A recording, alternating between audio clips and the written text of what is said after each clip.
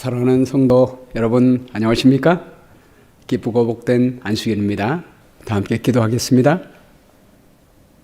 하늘에 계신 아버지 하나님, 오늘 하나님의 보좌 앞으로 저희를 초청해 주셨사오니 감사합니다. 오늘 시간 성령을 통하여 아버지 하나님과 예수 그리스도께서 저희와 함께 하시고 말씀을 통하여 하나님의 은혜를 부어주시며 하나님의 형상으로 변화시켜 주시게 되었기를 간절히 바라오며 예수님 이름으로 기도합니다. 아멘. 오늘 이 시간에는 먼저 우리 건강 및 성경 예언 세미나를 위한 헌금 호소 영상을 먼저 보시도록 하겠습니다.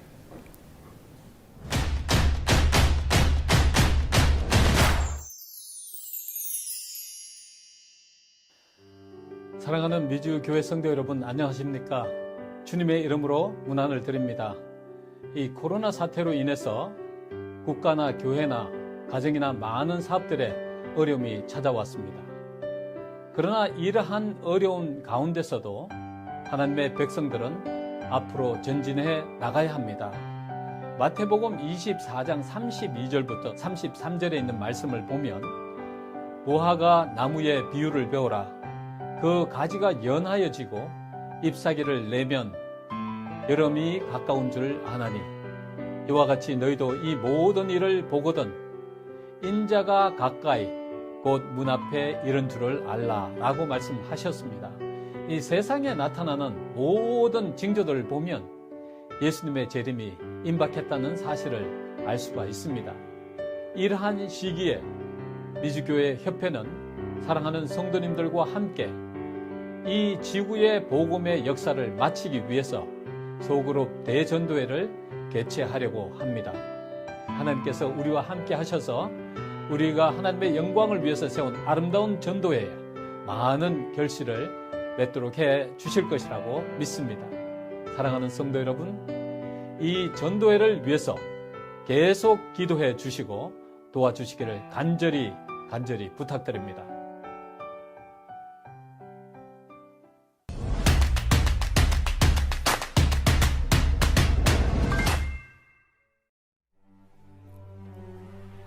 미주교회 성도 여러분, 안녕하십니까? 생각지 못했던 코로나의 장기화로 얼마나 고생이 많으신가요? 새해에는 각 교회와 가정에 하나님의 큰 축복이 더욱더 함께 하시기를 간절히 바랍니다. 코로나가 참 많은 일상을 바꾸어 놓았습니다. 하나님의 사업도 마찬가지죠. 직접적으로 사람을 만나서 성경을 가르치는 것도 또 방문하는 것도 쉽지가 않은 현실입니다. 하지만 복음 사역은 어떠한 방법이라 할지라도 계속되어야 됩니다. 어제부터 시작한 온라인 전도가 그 중에 한 가지입니다. 한 분의 강사를 통해서 여러 교회에서 거의 100개 교회에서 동시에 전도회를 할 수 있게 된 것입니다. 이러한 일은 당분간 지속적으로 하기 위해서는 재정적인 도움이 필요합니다. 코로나로 재정적인 어려움을 겪고 있는 상황에서 참 헌금호소는 제 마음에 부담이 되는 것도 사실입니다. 하지만 작은 마음이 함께 모이면 큰 일을 이룰 수 있습니다. 이 주어진 상황에서 내가 할 수 있는 부분을 하면 되는 것입니다. 한 사람의 큰 헌금도 중요하지만 더 중요한 것은 많은 사람이 작은 마음을 함께 모으는 것이 더 큰 의미가 있다고 생각을 합니다. 1990년으로 제 마음속에 기억이 되는데요. 앤드루스역에서 제가 한 설교를 듣게 되었습니다. 그 당시에 일본에서 가장 처음으로 영어 학원을 시작하셨던 데스컨 목사님이 말씀을 했는데요. 제가 다른 부분은 기억하지 못하지만 한 문장은 기억하고 있습니다. God can give you much more than this. 그분께서 처음부터 끝까지 계속해서 그 말씀을 하셨습니다. God can give you much more than this.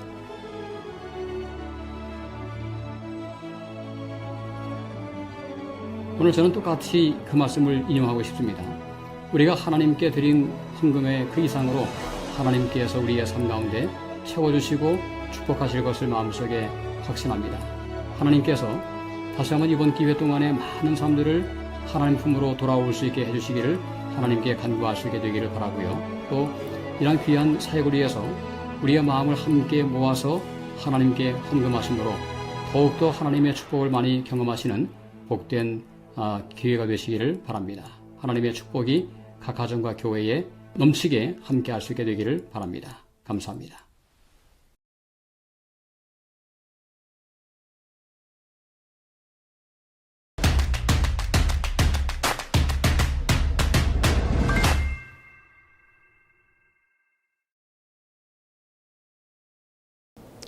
네, 감사합니다. 오늘은 하나님의 기쁨에 참여하라 라는 제목으로 함께 하나님 말씀을 나누기를 원합니다. 여러분 보이시는 이 그림은 1669년도에 유명한 화가 렘브란트가 그린 유화입니다. 이 그림의 제목은 탕자의 귀향입니다. 렘브란트는 젊어서부터 화가로 유명해지게 되고 돈도 많이 벌었습니다. 풍족하고 행복한 나날을 보냈는데 근데 그날이 그렇게 길지는 못했습니다. 어린 아들, 큰 딸, 작은 딸, 그리고 사랑하는 아내가 차례로 세상을 떠났습니다. 불행은 여기에서 그치지 않았습니다. 그가 새로 결혼하고 새 아내를 맞이하게 됐는데요. 방황하던 그를 보살피던 새 아내가 낳은 어린 아들이 죽습니다. 그리고 얼마 되지 않아서 그 새 아내도 죽게 됩니다. 그리고 렘브란트는 그렇게 아끼던 첫 아내로부터 얻은 아들 티투스마저 죽고 나서 재산도 다 없어져 버리고 나중에 철저하게 혼자가 됩니다. 이 탕자의 귀향은 바로 그때 그린 그림입니다. 돌아온 탕자를 따뜻하게 감싸 안고 모든 것을 용서하시는 이 아버지. 이 아버지는 모든 것을 잃어버리고 하나님 아버지께 돌아왔을 때 그를 용서해 주시고 은혜로 받아주신 하나님 아버지의 사랑을 표현한 것입니다. 이 집으로 돌아온 아들은 머리도 다 빠지고 옷도 신발도 다 해졌습니다. 그리고 특히 주목할 점은 이 아버지의 두 양손이 좀 다르게 표현됩니다. 한 손은 곱고 한 손은 크고 거칩니다. 왼손은 억센 남자의 손으로 그렸습니다. 그리고 오른손은 여린 여자의 손으로 그렸습니다. 왼손은 자기의 잃어버린 모든 것들, 자기의 모든 시련을 회복시켜 주시고 자기를 보호해 주시는 강한 아버지의 손을 그렸고요. 오른손은 그를 사랑으로 받아주시고 용서해 주시고 은혜로 안아주시는 어머니의 손을 그린 것입니다. 오늘 본문 누가복음 15장 22절 말씀에도요. 아버지는 잃은 아들이 돌아올 때 아주 기뻐하는 모습을 보게 됩니다. 아버지는 종들에게 이르되 제일 좋은 옷을 내어다가 입히고 손에 가락지를 끼우고 발에 신을 신기라. 그리고 살진 송아지를 끌어다가 잡으라. 우리가 먹고 즐기자. 이 내 아들은 죽었다가 다시 살아났으며 내가 잃었다가 다시 얻었노라 하니 그들이 즐거워하더라. 여러분, 이런 아들이 돌아올 때 이 아버지는 너무 기뻐서 잔치를 베풀고 그 아버지의 기쁨 때문에 온 집안 사람들이 함께 즐거워하고 기뻐합니다. 이 모습은 죄인이 하나님께 돌아왔을 때 우리 하늘 아버지께서 얼마나 기뻐하실 것을 표현하고 있는 것입니다. 이사야 62장 4절 말씀에 보면요. 하나님이 우리가 하나님께 돌아왔을 때 얼마나 기뻐하시는지 그 기쁨을 이렇게 표현했습니다. 다시는 너를 버림받은 자라 부르지 아니하며 다시는 내 땅을 황무지라 부르지 아니하고 오직 너를 헵시바. 이 헵시바라는 뜻은 나의 기쁨이 그들에게 있다라는 뜻입니다. 헵시바라 하며 내 땅을 뷸라 결혼한 여자라 하리니 이는 여호와께서 너를 기뻐하실 것이며 내 땅이 결혼한 것처럼 될 것입니다. 마치 청년이 처녀와 결혼함 같이 내 아들들이 너를 취하겠고 신랑이 신부를 기뻐함 같이 내 하나님이 너를 기뻐하시리라. 이 이사야는 이스라엘 백성들이 바벨론의 포로로 잡혀가기 전에 쓰여진 예언의 말씀 아니겠습니까? 하나님께서는 이스라엘 백성들의 죄악으로 말미암아 70년 동안 바벨론에 잡혀가 있다 할지라도 그 복역의 때가 마치고 나면 하나님이 다시 돌아오게 하시며 당신의 백성이 돌아올 때 하나님이 받아주시고 크게 기뻐하실 것을 말씀하고 있는 것입니다. 다시는 너를 버림받은 자라 내가 부르지 아니하리라. 그리고 너를 헵시바 나의 기쁨이 그대에게 있다. 내 모든 기쁨은 바로 너에게 있다. 우주에 많은 사물들이 있지만 나의 기쁨은 어디에도 없다. 바로 너에게 내 기쁨이 있다라고 표현하십니다. 땅을 삐울라라 하리라. 결혼한 여자. 우리 예수님은 올해를 받기를 신부로 우리를 받아들이십니다. 그래서 기뻐하시기를 마치 결혼한 남자가 그 신부를 기뻐하는 것처럼 그렇게 기뻐하시겠다고 말씀하고 있습니다. 스바냐 3장 17절 말씀에 보면요. 우리 죄인이 하나님께 돌아왔을 때 우리 하나님이 얼마나 기뻐하시는지 성경에 많은 기쁨의 표현이 있지만 이것이 하나님의 기쁨의 최고의 표현이 아닌가 생각이 됩니다. 너의 하나님 여호와가 너의 가운데 계시니 그는 구원을 베푸실 전능자시라. 자, 그 다음부터 함께 읽어볼까요? 시작. 그가 너로 말미암아 기쁨을 이기지 못하시며 너를 잠잠히 사랑하시며 너로 말미암아 즐거이 부르며 기뻐하시리라. 기쁨을 이기지 못한다. 여러분 너무 기뻐서 그 기쁨을 이기지 못하는 감당할 수 없는 기쁨, 감당하지 못하여 그 기쁨을 어떻게 표현할 길이 없는 것입니다. 그래서 우리 하나님이 노래를 부르십니다. 이 노래 부르실 때 우리 하나님의 모습이 어떤 모습일까요? 아마 춤을 추시면서 아마 어깨춤을 추면서 이 노래를 부르지 않을까 생각이 됩니다. 이것이 우리 하나님의 기쁨입니다. 죄인 한 사람이 돌아올 때 우리 눈에 보이지 않지만 하늘의 잔치가 열려지게 되고 우리 하나님이 이렇게 덩실덩실 춤을 추며 기뻐하십니다. 실물경은 207페이지 말씀에 아주 참 감동스러운 장면이 표현됐는데요. 하늘과 땅은 이 내 아들은 죽었다가 다시 살아났으며 내가 잃었다가 다시 얻었노라고 하는 아버지의 기쁨의 노래에 맞추어 합창하게 될 것이다. 네. 우리 하늘 아버지께서 너무 기뻐서 노래 부르시면서 덩실덩실 춤을 추실 때 그 아버지의 노래에 맞추어 하늘에 있는 모든 천사가 함께 합창하게 될 것이다 라고 말합니다. 그런데 이런 기쁨 중에 누가복음 15장에 보면 탕자의 집에 불협 화음이 발생합니다.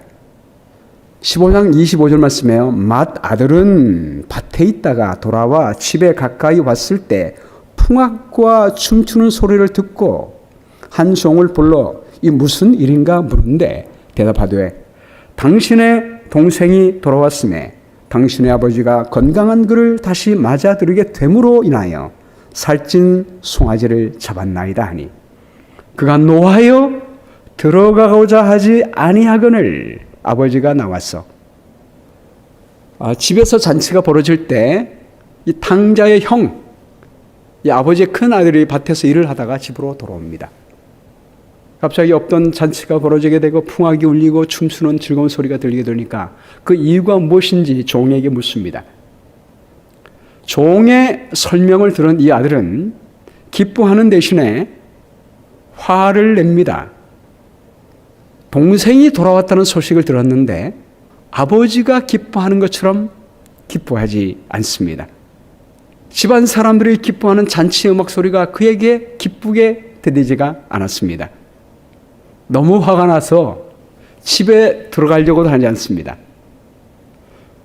그 소식을 듣는 아버지가 집 밖으로 나온 것입니다. 그러자 큰 아들은 아버지에게 이렇게 따집니다. 아버지께 대답하여 이르되 내가 여러 해 아버지를 섬겨 명을 어김이 없거늘 내게는 염소 새끼라도 주어 나와 내 벗으로 즐기게 하신 일이 없더니 아버지의 살림을 창개들과 함께 삼켜버린 이 아들이 돌아오매 이를 위하여 살찐 송아지를 잡으셨나이다. 저는 지금 열심히 일하고 돌아오는데 그러는 사이에 아버지의 살림을 창기와 함께 호랑방탕하게 써버린 그 아들이 돌아오매 열심히 일하는 저를 위해서는 잔치 한번 베풀어 주지 않으시더니 호랑방탕했던 이 아들이 돌아오며 이렇게 잔치를 베푸십니까? 라고 따지는 것입니다. 아버지의 사랑은 공평하지도 않고 정당하지 않습니다. 라는 말입니다. 여러분, 왜 이 형이 왜 이렇게 돌아온 동생으로 말미암아 잔치를 베푸고 기뻐하는 아버지에 대해서 화를 냅니까? 왜 아버지와 함께 기뻐하지 못하는 것일까요? 우리는 여기 큰 아들이 한 말 속에서 그의 정신을 볼 수가 있습니다. 이 큰 아들은 아들의 마음으로 일을 하지 않았습니다. 종의 정신으로 일한 것을 보게 됩니다. 내가 여러 해 동안 아버지를 섬겨 명이 어김이 없거늘 내게는 이거 주지 않았는데 형은 종들이 일을 한 다음에 보상을 얻는 것처럼 그런 정신으로 일을 한 것입니다. 자기 이익을 위해서 일을 했지 가족을 사랑하는 마음으로 일하지 않음을 보여주고 있습니다. 그러니 일을 하면서도 즐겁게 일하지 못했을 것입니다. 그리고 아버지가 돌아가시면 아버지의 모든 재산이 다 내 것이 될 것이라고 생각했는데 탕자가 돌아왔는데 아버지가 그의 손에 반지를 끼워줬다라는 이야기를 들었을 때 상속권이 나눠줄 것을 염려했을 수가 있습니다. 그래서 화가 난 것입니다. 여러분, 사실 이 잃어버린 아들의 비유의 주인공이 누군지 아십니까? 우리는 종종 이 비유를 탕자의 비유라고 말합니다. 그러나 사실 주인공은 탕자가 아니에요. 큰 아들입니다. 이 잃어버린 새 이야기의 마지막은 큰 아들과 아버지와의 대화로 마칩니다. 사실 이 15장 이런 것에 대한 세 가지 비유의 서두에 뭐라고 이야기하면서 시작했습니까? 1절에 보면 모든 세리와 죄인들이 말씀을 들으러 가까이 나오니 바리새인과 서기관들이 수군거려 이르되 이 사람이 죄인을 영접하고 음식을 같이 먹는다 하더라. 예수께서 그들에게 이 비유로 이르시되 예수님이 세리와 죄인들을 영접하고 받아들이는 모습, 함께 먹으면서 즐거워하는 그 모습을 보면서 바리새인들과 서기관들은 기뻐하지 않았습니다. 예수님께 마음속으로 수군거리며 불만을 표시하고 있었던 것입니다. 이 모습과 이 큰 아들의 모습이 똑같은 것입니다. 작은 아들이 돌아왔을 때 아버지가 기뻐하고 영접하고 받고 함께 음식을 먹을 때 아버지를 향하여 따지는 것입니다. 왜 그렇게 하냐고. 그러므로 이 큰 아들에 관한 이 이야기는 하나님께서 그 당시에 유대인을 향해서 말하는 것이고 그리고 그 이후에 각 시대에 오늘날까지 바리새인들과 같이 똑같은 정신을 가지고 구원을 받으려고 하는 하나님의 자녀들에게 이 말씀을 하시고 있는 것입니다. 여러분, 바리새인들은 자신들은 그다지 큰 죄를 짓지 않았다고 생각했습니다. 자기들은 하나님의 집에 거하면서 하나님을 위하여 많은 일을 했다고 생각했습니다. 그러나 그들이 하는 모든 일이나 선행이나 고행이나 모든 종교적 행사는 행함으로 말미암는 의였습니다. 그들은 하나님에 대해서 오해했습니다. 하나님의 큰 은혜에 대해서 알지를 못했습니다. 그는 아버지를 엄격한 하나님으로 생각했습니다. 뭔가 우리가 일을 열심히 해야지만 보상으로 구원을 주시는 하나님으로 생각했습니다. 그래서 모든 것이 하는 일이 즐겁지가 않았습니다. 근데 자기들은 열심히 일을 하는데 열심히 선행을 하고 노력을 많이 하고 의로운 일을 많이 하는데 우리 예수님께서는 아무 의로운 일도 하지 않은 죄인들이 돌아왔을 때 그들을 영접하고 환영하며 구원해주고 함께 즐기는 모습을 볼 때 화가 났던 것입니다. 조지 바나라고 하는 리서치 센터인데요. 미국에 있는 분들을 향해서 대대적으로 리서치하고 그 리서치하는 결과를 가지고 현 세태를 보게 하는 그런 분인데요. 이 조지 바나 리서치 센터에서 미국에 있는 사람들을 대상으로 해서 설문조사를 했습니다. 쇠퇴하는 교회의 8가지 증상에 대해서 조사했는데요. 첫 번째가 인구 이동에 따른 변화, 지도력 결핍, 빈약한 교회 운영, 노인들만 있는 교회, 성전이나 교육관 건축, 이런 이유들이 있었지만 제 관심을 끄는 것은 뭐냐면 6번째였습니다. 자신들에게만 관심을 갖는 교인들입니다. 교인들이 세상 밖에 잃어버린 영혼들, 죄인들을 향한 관심을 갖지 않습니다. 그들을 구원하기 위한 관심을 갖지 않고 내 구원만 관심을 갖고 있다는 것입니다. 7번째는 변화를 꺼립니다. 새로운 영혼들이 많이 교회를 찾기를 원치 않습니다. 왜냐하면 새로운 사람들이 많이 오게 되면 교회의 분위기가 바뀌어지게 됩니다. 편안한 분위기가 사라져버리게 되는 것입니다. 새로운 사람이 와가지고 내가 늘 앉던 자리에 먼저 앉아있으면 불편합니다. 그런 이유 때문에 많은 영혼들이 교회에 오는 그리 반갑지 않습니다. 그 결과로 영적으로 냉랭한 교회가 된다는 것입니다. 이 리서치를 통해서 우리에게 보여주는 결과는 뭐냐면 우리 하나님께서 많은 죄인들을 교회 안으로 데리고 오지 못하는 이유는 교회 안에 있는 의인들 때문이라고 말씀하고 있는 것입니다. 실물교훈 210페이지에도 이렇게 설명하고 있어요. 오늘날에도 많은 사람들이 이와 같은 일을 하고 있다. 한 사람이 홍수같이 밀려오는 시험에 맞서 싸우기를 시작하면 그들은 곁에서 완고하고 고집스럽고 불평하고 비방하는 태도로 방관하고 있다. 저희가 하나님의 자녀라고 자칭하지만 실제로는 사탄의 정신을 따라 행하고 있는 것이다. 이러한 비난자들은 저희의 형제들에 대한 그들의 태도로 인하여 저희 자신을 하나님께서 당신의 얼굴빛을 비추어 주실 수 없는 자리에 두게 된다. 우리 하나님께서 걱정하는 사람은요, 죄인이 아니라 의인이라고 생각하는 사람들임을 보게 됩니다. 지금 탕자의 비유에서도 지금 아버지가 걱정하는 사람은 작은 아들이 아니에요. 작은 아들은 회개하고 돌아왔습니다. 잔치를 베풉니다. 근데 큰 아들이 지금 집에도 들어오지 않습니다. 화가 나가지고. 그는 집 밖에 있는 것입니다. 그가 갖고 있는 생각 때문에 스스로 집 밖에 있는 거예요. 스스로 구원의 잔치에 참여하지 못하고 있습니다. 탕자는 오히려 구원 속에 있습니다. 은혜 속에 있습니다. 근데 큰 아들은 은혜 안에 구원 속에 있지 못하는 것입니다. 그래서 이 아버지의 우리의 관심은 큰 아들에게 있습니다. 지금 누가 잃어버린 아들입니까? 큰 아들이에요. 오늘 이 말씀은 다른 사람의 구원을 기뻐하지 못하는 자녀를 향한 하나님의 처방을 보여주고 있습니다.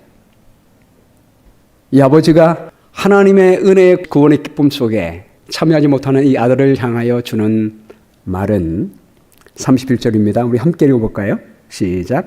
아버지가 이르되 너는 항상 나와 함께 있으니 내 것이다 내 것이로되. 내 것이다 내 것이다. 이 말씀의 의미가 무엇입니까? 본래 장자는 2 몫을 받았습니다.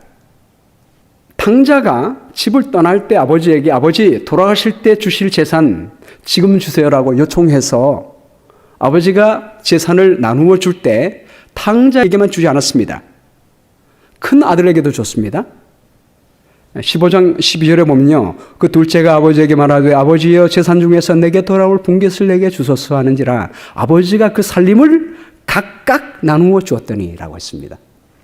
그 당시에 둘째 아들과 첫째 아들에게 한 몫씩 다 줬습니다.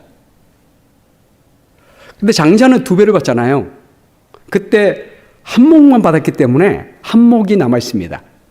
그 한 몫은 되게 언제 받냐면 아버지가 죽을 때 받습니다. 왜냐하면 아버지가 또 써야 되잖아요. 그래서 지금 현재 아버지가 갖고 있는 살림들은 다 누구 것입니까? 큰 아들의 것이에요. 이 말이 그 말이에요. 내 것이 다 네 것이다. 네가 이미 한 몫 다 받았고 이 남아있는 재산 다 내 것이다. 그래서 아버지는 말하는 것입니다. 이 내 동생은 죽었다가 살아났으며 내가 잃었다가 얻었기로 우리가 즐거워하고 기뻐하는 것이 마땅하니라. 너는 이전에 있는 재산 한몫 받은 것도 다 갖고 있잖아. 지금 현재 지금 충분한 재산을 갖고 있고, 근데 네 동생은 그거 다 써버렸다. 또 이 남은 재산 내가 죽으면 다 너 거야.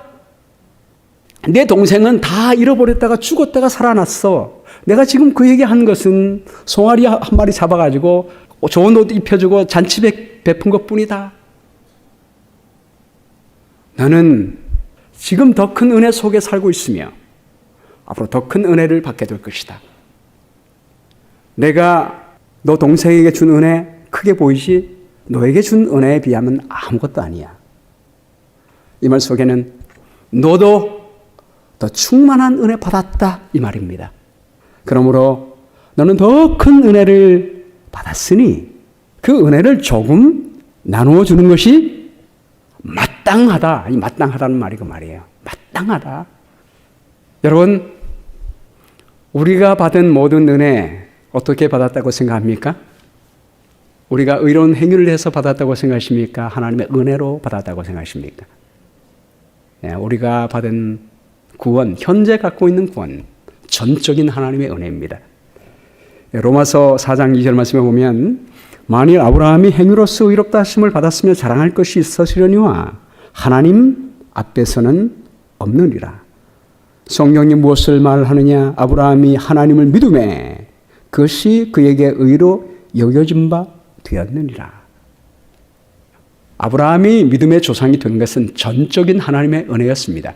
그가 75세 때 하나님께 부름받을 때 하나님이 믿을 수 없는 것을 주시겠다고 약속했을 때 하늘의 별을 바라보게 하시면서 현재 75세 나이에 아들이 하나 없는 그에게 하나님은 하늘의 별만큼 그의 자손이 많게 주시겠다고 약속해 주셨습니다. 그때 아브라함은 그것을 믿었습니다. 그 믿음을 의로 여겼다고 했습니다.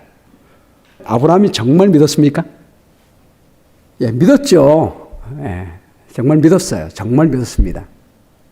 근데 그 이후에 그가 한 행동을 보면 정말 100% 믿었다고 볼 수가 없습니다. 위기가 있을 때마다 그 아내 사례를 누이라고 말하고 위기를 모면하려는 모습을 보게 됩니다. 하나님이 그를 지켜줄 것을 믿었더라면 아마 그렇게 하지 않았을 거예요. 15년이 지나도 아들이 없자 사라가 하갈을 제안하자 아브라함은 덥석 그 제안을 받아들이고 이스마엘을 낳습니다. 자, 이걸 봐도 아브라함의 믿음이 그렇게 썩 좋지 않음을 보게 됩니다. 아브라함이 99세 때 우리 하나님이 나타나셔서 아브라함에게 내년 이맘때에 아들이 있으리라 라고 했을 때 사라는 뒤에서 웃었습니다. 그래서 이삭이란 이름의 뜻이 웃음이란 뜻 아닙니까? 하나님이 이삭을 준 건요, 전적인 하나님의 은혜입니다. 100세의 나이에 사람의 힘으로 할 수 없는 것을 하나님이 주신 것입니다. 나중에 이삭이 자라났을 때 하나님께서 이삭을 하나님께 바치라 라고 말씀을 하셨죠. 그때 아브라함은 순종하여 아들을 바칩니다. 아브라함은 하나님이 이삭을 주셨기 때문에 약속을 믿었고, 그러므로 그 아이가 죽을지라도 하나님은 그를 살려주실 것까지 믿었습니다. 이 믿음 누가 주신 거예요? 여러분, 믿음도요, 하나님이 주신 선물입니다. 하나님이 믿을 만하게 하셨기 때문에 믿음이 가는 거지, 하나님이 그렇지 않았으면 우리는 믿지 못합니다. 하나님의 사랑과 끊임없는 인내와 약속의 성실함 때문에 아브라함은 드디어 하나님을 믿게 됐습니다.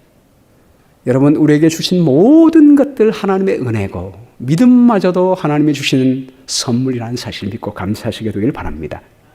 그래서 여기 이어서 말하기를 4절 말씀에 일을 하는 자에게는 그 삭시 은혜로 여겨지지 아니하고 보수로 여겨지거니와 일을 아니할지라도 경건하지 아니한 자를 의롭다 하시는 이를 믿는 자에게는 그 믿음을 의로 여기시나니. 우리가 일한 다음에 받는 것은 보수예요. 일하지 않았지만 은혜로 주시는 선물, 정말 선물입니다. 우리가 받은 구원, 십자가의 은혜, 부활의 은총, 이 모든 것이 다 하나님의 은혜로 우리에게 주어진 바 되었습니다. 로마서 5장 15절 말씀에 그러나 이 은사는 그 범죄와 같이 아니하니, 이 은사란 말이 선물이에요. 곧 한 사람의 범죄로 인하여 많은 사람이 죽었은즉 또 하나님의 은혜와 또한 한 사람 예수 그리스도의 은혜로 말미암아 선물은 많은 사람에게 넘쳤느니라. 우리가 죄인 된 것은 우리가 잘못했기 때문이 아니잖아요. 아담이 범죄했기 때문에 우리가 자동적으로 죄인이 됐습니다. 마찬가지로 우리가 아무리 의로운 행위를 한다고 해도 우리 죄인이 의인이 될 수 없습니다. 그런데 예수 그리스도의 둘째 아담으로 오신 예수님의 희생으로 말미암아 그분이 우리 모든 죄값을 다 갚아주심으로 말미암아 우리는 다시 의의 선물을 받고 구원의 선물을 받게 된 것입니다. 우리가 구원받게 된 것은 전적인 하나님의 은혜요 선물 때문입니다. 그래서 여기 은혜, 선물이란 말을 사용하지 않습니까? 그리고 여기 내 것이 다 내 것이다 이 말 속에는요 더 큰 의미가 포함되어 있습니다. 내 것이다, 내 것이다. 여러분, 우리 부모님은 낳아주시고 길러주시고 공부시켜주시고 자립하게 해주시고 그렇게 주시고 또 재산의 일부까지 또 지금 또 주셨습니다. 사실 우리 부모님이 주시는 것 은혜예요. 안 주셔도 마땅합니다. 안 주셔도 우리가 컴플레인할 수 없습니다. 우리가 먼저 부모님께 다 드린 적이 있습니까? 그거를 다 선물이죠. 안 주시면 당연해요. 사실은 주시면 감사한 거지요. 근데 우리 부모님은 다 주십니다. 주시고 나서 돌아가실 때는 그분이 갖고 있는 것까지 다 주십니다. 이것이 부모님의 사랑이에요. 이 아버지가 내가 갖고 있는 거 다 너에게 준다. 앞으로 더 있다면 더 줄 것이다. 이 말씀이 포함되어 있습니다. 이것은 하나님께서 우리를 향한 사랑이에요. 우리 하나님은 이제까지 주신 사랑이 큽니다. 그러나 앞으로도 하나님이 가지고 있는 모든 것을 다 우리에게 주시겠다고 말씀하고 있는 것입니다. 로마서 8장 30절 말씀 제가 굉장히 사랑하는 말씀인데요. 너무나 좋은 말씀이니까 함께 읽겠습니다. 시작. 또 미리 정하신 그들을 또한 부르시고 부르신 그들을 또한 의롭다 하시고 의롭다 하신 그들을 또한 영화롭게 하셨느니라. 우리 하나님 아버지께서 우리에게 주시는 선물은 칭의만 있는 게 아니야. 이 부르셨다는 말은 칭의를 말합니다. 우리를 주에서 부르셔서 하나님의 자녀로 삼아 주셨다는 거예요. 의롭게 하셨다. 이건 성화를 의미합니다. 우리 하나님의 의의 옷으로 입혀주시고 하나님의 성품을 갖게 하십니다. 뿐만 아니라 영화롭게 하십니다. 이건 그야말로 영화입니다. 우리 성소의 세 가지 단계를 보면 그의 피로 사서 구원하시는 칭의, 우리의 속사람까지 하나님의 형상으로 변화시키는 성화, 그리고 하나님의 영광의 모습으로 변화되어지는 영화. 우리 아버지는 이 세 가지를 다 우리에게 주시기를 원하십니다. 칭의만 선물이 아니에요. 성화, 영화, 이 모든 것 하나님이 우리에게 주시는 선물입니다. 고린도전서 15장 52절 말씀에 나팔 소리가 나며 죽은 자들이 썩지 아니할 것으로 다시 살아나고 우리도 변화되리라. 이 썩을 것이 반드시 썩지 않을 것을 입겠고 이 죽을 것이 죽지 아니함을 입으리로다. 여러분, 지금 우리가 받은 구원도 너무 감사하지요. 네. 어떤 사람들은 우리가 이 세상에서 하나님 믿다가 나중에 예수님 오실 때 구원받지 못한다면 아주 불쌍한 자라고 말합니다. 저는 그 말에 동의하지 않습니다. 그 말은 마치 세상 쾌락이 지금 하나님 은혜 안에 사는 것보다 더 좋다는 의미로 해석될 때는 그럴 수 있습니다. 뭐 술도 못 먹어보고 뭐 쥐약도 못 누려보다가 뭐 하늘까지 못 가면 얼마나 억울하냐. 근데 세상 쾌락 누리다가 마지막에 딱 예수 믿고 하늘 가는 사람 제일 부럽다. 그렇지 않아요, 여러분. 예, 우리 하나님 안에서 누리는 행복이 얼마나 귀한데요. 예? 제가 군대 있을 때 술도 안 맞고 담배도 안 피고 돼지고기도 안 먹으니 사람들이 저보고 무슨 재미로 사냐? 우리에게는 그들이 모르는 행복이 있지 않습니까? 날마다 하나님과 동행하고 주님 안에서 누리는 평안과 하나님 말씀 볼 때 하나님의 크신 사랑과 주 안에서 누리는 그 행복과 건강은 이루 말할 수가 없습니다. 지금도 우리가 누리는 행복과 이 은혜는요, 너무나 귀하고 감사합니다. 그런데 우리 예수님 오실 때 우리를 영광스럽게 변화시켜 주신다고 했습니다. 썩지 아니할 몸으로, 죽지 아니할 몸으로 변화시켜 주실 것입니다. 우리는 그 몸을 가지고 온 우주를 여행하게 될 것입니다. 놀라운 약속은 요한일서 3장 2절입니다. 사랑하는 자들아, 우리가 지금은 하나님의 자녀라. 지금 우리가 하나님의 자녀가 된 것도 너무 감사한 일이에요. 더 놀라운 축복은 장래에 어떻게 될지는 아직 나타나지 아니하였으나 그가 나타나시면 우리가 그와 같을 줄을 아는 것은 그의 참모습 그대로 볼 것이기 때문이니. 우리 예수님 나타나실 때 우리가 어떻게 된다는 거예요? 우리가 그분의 사랑의 성품의 형상으로 변화시켜 주신다는 것입니다. 저는 이 날을 고대합니다. 하늘에 가서 우리 겉모습뿐만이 아니라 우리 속사람까지 하나님의 성품, 그리스도의 성품을 갖고 있는 사람들끼리 하늘에 산다면 얼마나 행복한 곳이 될까요? 로마서 8장 30절 말씀, 자기 아들을 아끼지 아니하시고 우리 모든 사람을 위하여 내주시니가 어찌 그 아들과 함께 모든 것을 우리에게 주시지 아니하겠느냐? 우리 하나님은 생회, 성화, 영화 모든 것을 은혜로 주시고 그 외에 더 있다고 한다면 더 주시는 사랑의 아버지십니다. 우리가 계시록 21장 2절에 보면 또 내가 보매 거룩한 성 새 예루살렘이 하나님께로부터 하늘에서 내려오니 그 준비한 것이 신부가 남편을 위하여 단장한 것 같더라. 내가 들으니 보좌에서 큰 음성이 나서 이르되 보라, 하나님의 장막이 사람들과 함께 있으며 하나님이 그들과 함께 계시리니. 그들은 하나님의 백성이 되고 하나님은 친히 그들과 함께 계셨어.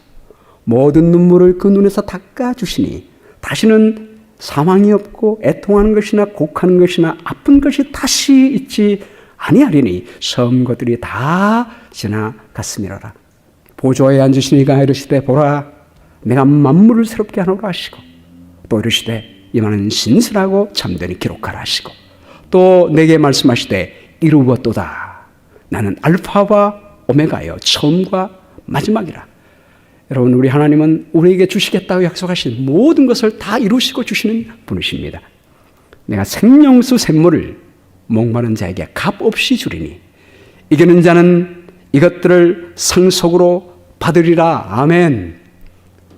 우리가 하나님의 자녀로서 이 모든 것들 상속으로 받게 될 것입니다. 여러분, 그러므로 이 은혜를 받은 사람은, 이 은혜를 믿으면요, 우리 그 은혜를 숨길 수가 없습니다. 1848년 1월 24일 날 세크라멘토의 캘리포니아에 개척하러 간 존 서터라고 하는 사람이 있습니다. 이 사람이 자기 현장 감독으로 제임스 마셜이라는 사람을 고용합니다. 이 마셜이 어느 날 아메리칸 리버 강가에 가서 건설을 하고 있다가 제재소 방수로에서 빛나는 사금을 발견하게 됩니다. 그래서 이 마셜은 이 발견한 것을 조용히 셔터에 가서 이야기했습니다. 이 두 명이 은밀하게 가가지고 그 발견물을 조사해 봤습니다. 조사해 보니까 정말 금이에요. 금이 가루가 막 계속 쏟아져 나오는 것입니다. 그러나 이 두 사람은 이것을 비밀로 붙이기로 합니다. 왜냐하면 이 두 사람은 지금 대규모의 농장을 건설할 것을 계획하고 있는데 거기 사금이 발견됐다는 소식이 들리게 되면 수많은 사람들이 오지 않겠습니까? 그럼 그 계획에 차질이 생기기 때문에 이 사실 비밀리 붙였습니다. 이거 우리만 두만 알고 비밀리 하자. 여러분, 금을 발견하고 조금도 아니고 수많은 금을 발견했는데 숨길 수 있을까요? 없을까요? 말을 하지 않아도 그의 태도를 통하여, 삶을 통하여 나타나는 것입니다. 샌프란시스코의 신문사 사주로 있었던 상인 세미얼 브레넌이 보니까 이 두 사람이 수상해요. 뭔가 이전과 달라요. 뭔가 수상해. 조사하기 시작했습니다. 조사해 보니까 사금이 있다는 사실을 알게 됐고 1848년 3월에 신문에 발표했습니다. 그래서 캘리포니아 골드 러시가 시작이 되었다는 것입니다. 여러분, 우리가 은혜 받고 좋은 거 갖고 있으면요, 감출 수 없습니다. 제가 지난 설교할 때 김해에 있는 어느 한 시골에 있는 목사님이 20명밖에 되지 않은 교회에 가서 영혼 구원한 결과 그 마을 주민 100명밖에 안 되는데 3개월 만에 다 교인으로 인도했다는 얘기를 했죠. 옆마을까지 가서 1년 만에 300명을 다 구원했다는 얘기를 했지 않습니까? 그리고 지금은 이 교회가 1994년도에 개척했는데요. 지금 3,500명이 되었고 매년마다 1,000명이 침례를 받습니다. 침례받은 다음에 다 옆에 있는 교회를 다 돌려보내고 있습니다. 근데 이분이 어떻게 이렇게 영혼 구원의 열정을 갖게 되고 그 영혼 구원의 열정이 성도들에게까지 가서 거기에 가면요. 장로님도 1년에 100명씩 인도해야 된대요. 집사님들은 50명씩 인도해야 된답니다. 거기는 자연스럽대요. 어렵지 않답니다. 왜 그렇게 됐을까?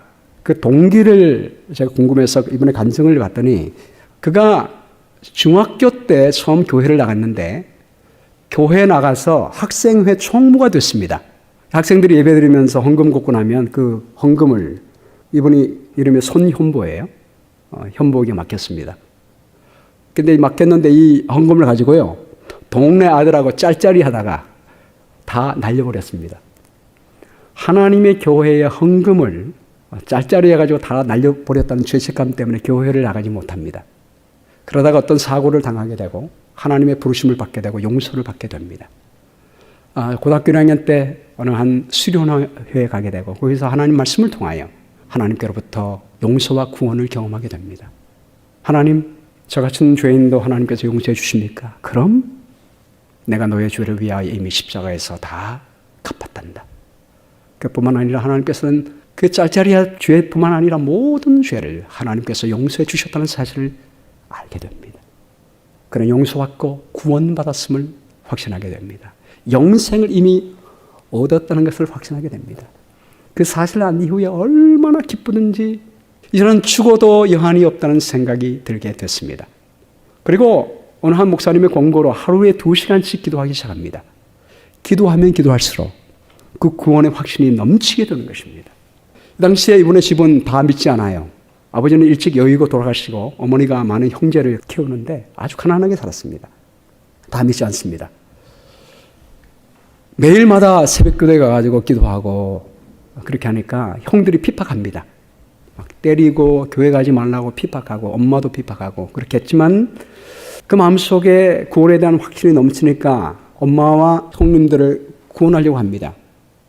근데 말 듣지 않고 인도되지 않습니다. 어느 날 이 현보는 엄마와 형들에게 선포합니다.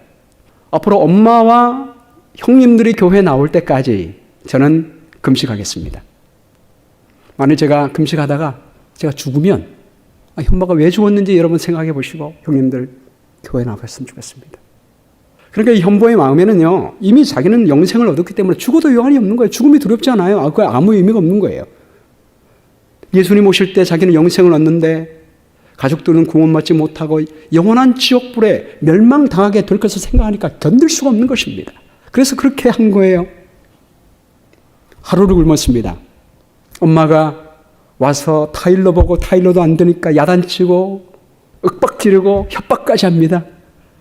그러니까 문을 걸어 잠그고 아예 들어가서 밥을 먹지 않습니다. 5일째가 되는 어느 날 전도사님 오토바이를 타고 왔습니다. 와서 손 선생 나와서 밥 먹어요. 저는 우리 가족들이 구원받지 않으면 안 먹습니다.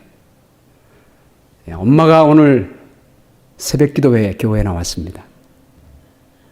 우리 아들을 살리기 위해서는 내가 무슨 일도 해야 되는데 이거 못하겠냐고 하면서 교회에 나왔습니다.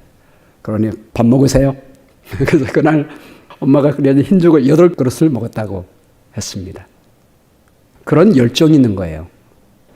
여기 실무교훈 210페이지 말씀에 그대 자신이 오직 그대의 천부의 사랑으로서만 구원을 얻을 수 있는 것을 안다면 그대는 죄 가운데 고생하는 자들을 불쌍히 여길 것이다.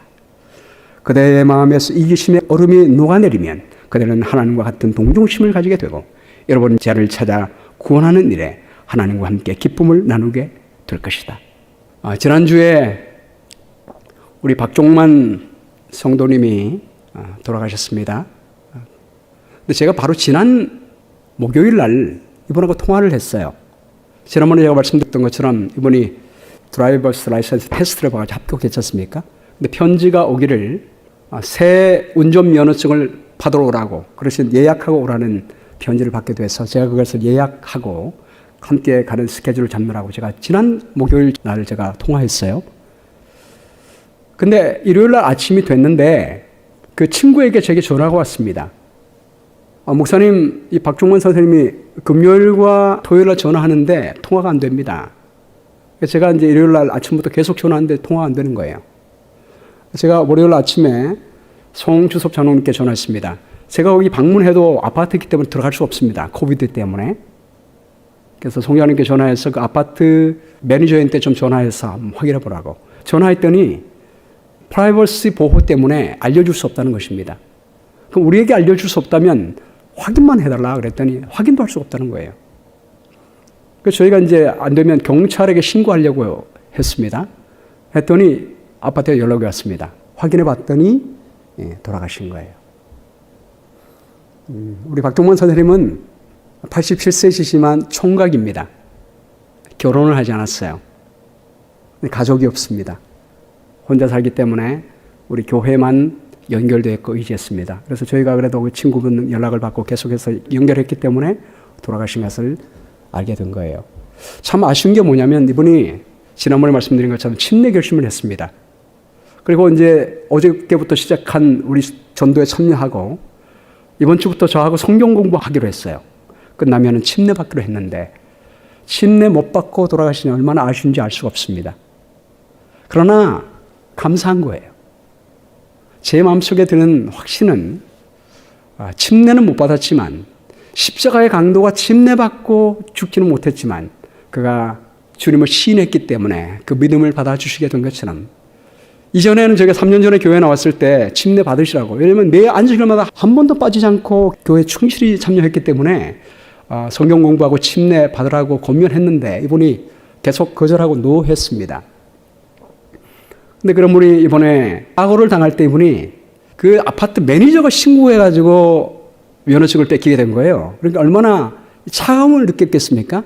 그래서 사회의 냉정 속에서 우리 교회가 베푸는 온정을 느끼다 보니까 하나님의 큰 사랑이 다가오게 된 것입니다. 그 사랑의 마음이 녹아지게 돼서 침례받겠다고. 그게 너무 기뻐가지고 우리 송주섭 장로님께 전화해서 내 침례받기로 했다고 그렇게 했습니다. 그러므로 우리 예수님 오실 때 이분이 부활해서 우리가 다시 만나게 될 것을 제가 확신하게 되는 것입니다. 그리고 우리 김준호 장로님이 전화했습니다. 이 발 마사지 열심히 해주셨거든요. 그리고 우리 장영태 장로님도 같은 6.25 참전 용사이기 때문에 늘 은혜를 베풀었다고 얘기했고, 저희 교회에서 우리 혼자 사시고 가난한 분이기 때문에 가난한 분들에게 주는 이웃 돕는 도움까지 주었어. 이분이 너무 우리 교회에 대해서 감사하고 있습니다. 나중에 우리 하늘에 가게 되면 이분이 부활돼서 변화되어 우리 주님 앞에서 만나게 된다면 이분이 누구에게로 올까요? 아마 우리 사랑하는 여러분 교우들에게 오게 될 것입니다. 여러분 모두에게 와서 너무 고맙다고 말할 것입니다. 그때 여러분이 함께 하나님의 기쁨에 참여하게 될 것입니다. 이런 기쁨이 언제까지 갈까요? 영원히 기뻐하고 감사하게 될 것이라고 믿습니다. 여러분, 하늘의 구원의 기쁨은 영원히 지속될 것입니다. 하늘의 기쁨의 잔치는 영원히 계속되게 될 것입니다. 우리도 하나님의 은혜로 천국에 온 것을 안다면, 은혜 받고 구원받은 자를 보게 될 때 우리는 예수님과 함께 영원한 기쁨에 참여하게 될 줄로 믿습니다. 감사합니다. 아버지, 우리에게 주신 크신 은혜 감사합니다. 그 은혜를 말로도 표현 못하며 헌금을 통하여 하나님께 드립니다. 또 우리의 모든 삶을 주님께 드립니다. 주님이 헌금과 저희의 세계를 받아주셔서 하나님의 은혜의 영광을 나타내는 통로로 삼아주시게 되었기를 간절히 바랍니다. 이제는 하나님의 사랑과 예수님의 은혜와 성령의 감화감동하심이 하나님께 받은 큰 은혜를 다른 사람에게 나타나기로 결단하는 우리 모든 성도들에게 영원토록 함께 하시옵기를 간절히 바라오며 예수님의 귀하신 이름으로 축원하옵나이다. 아멘.